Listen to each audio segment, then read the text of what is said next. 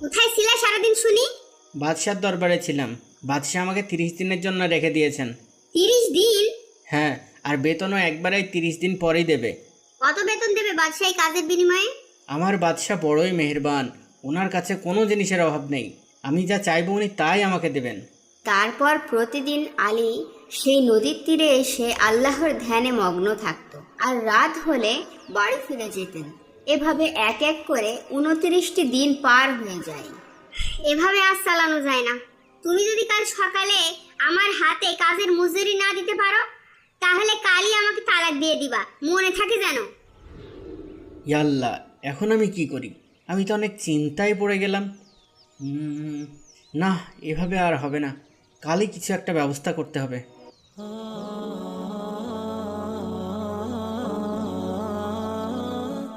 হে আল্লাহ, আমাকে ক্ষমা করো। আজ এই বেধর্মের কাছে সাহায্য চেয়ে দেখি কোনো কাজ জোটাতে পারি কিনা।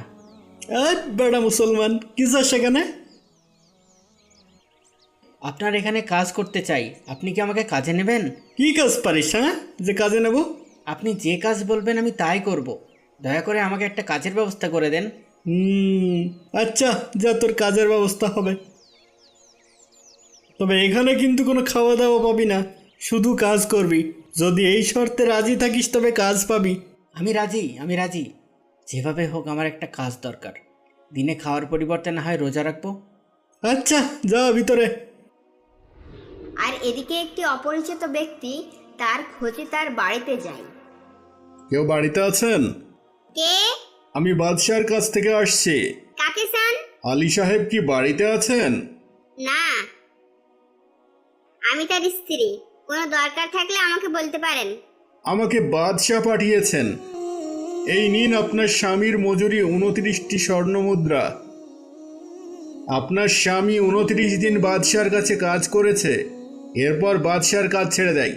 যদি 30 দিন কাজ করতে পারতো তাহলে অনেক ভালো হতো আপনার স্বামীর, কিন্তু আফসোস, সে অন্য এক ইহুদির কাছে গিয়ে কাজ করছে।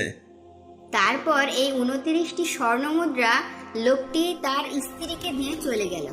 আলীর স্ত্রী তখন সেখান থেকে একটি স্বর্ণমুদ্রা বাজারে নিয়ে গিয়ে বিক্রি করলো, আর তার বিনিময়ে তার স্ত্রী 1000 দিনার পেল। এতে সে অনেক খুশি হলো।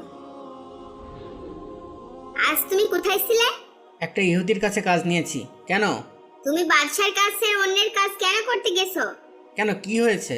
তুমি 29 দিন বাদশার কাজ করেছো, তাই বাদশা তোমার 29 দিনের মজুরি পাঠিয়ে দিয়েছে। কি বলো? হ্যাঁ, আর তুমি যে আজ